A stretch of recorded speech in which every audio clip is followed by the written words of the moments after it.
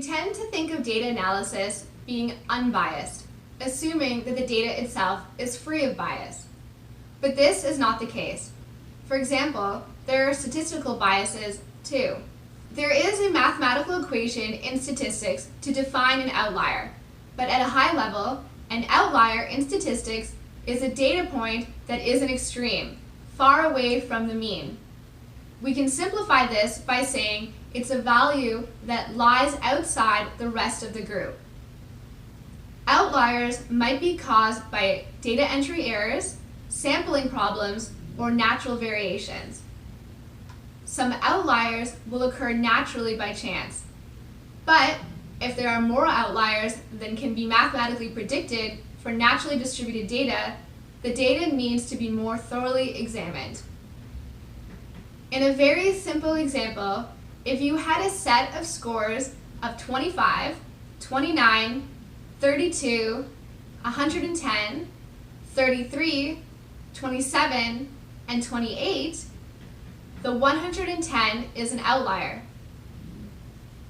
With this isolated extreme example, the distribution is skewed in the direction of the outlier, and the mean would be pulled in the direction of the outlier and would not be a proper representation of the data set. You can find outliers by graphing data, using box plots, histograms, and scatter plots. Once you have identified them, you need to use your knowledge about the variables to identify which ones are unusual or impossible. That will help you determine whether to keep them or remove them. Regardless, make sure to document the data points and your reasoning for your decision so that you can address them during publication or future research. The omitted variable bias arises from a failure to include all the relevant variables in a model.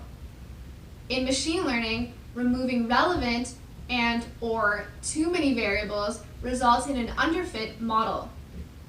For example, purchasing a car based on the brand and the car model, but not the mileage. Imagine a high-end luxury car for $10,000. Sounds like a steal until you find out there's 400,000 miles on it. When a variable is omitted, it can mean that you over or underestimate the strength of an effect, or it can prevent you from finding an effect that actually exists. There are several ways to minimize problems caused by omitted variables. If data is available, include as many variables as you can in the model. If the data that you require is not available, you can try to look for proxies. A confounding variable is one that is highly correlated with the target variable. However, it doesn't have a causal relationship. This can lead to an illusory correlation bias, which is the tendency to inaccurately explain two correlated variables as having a cause and effect relationship.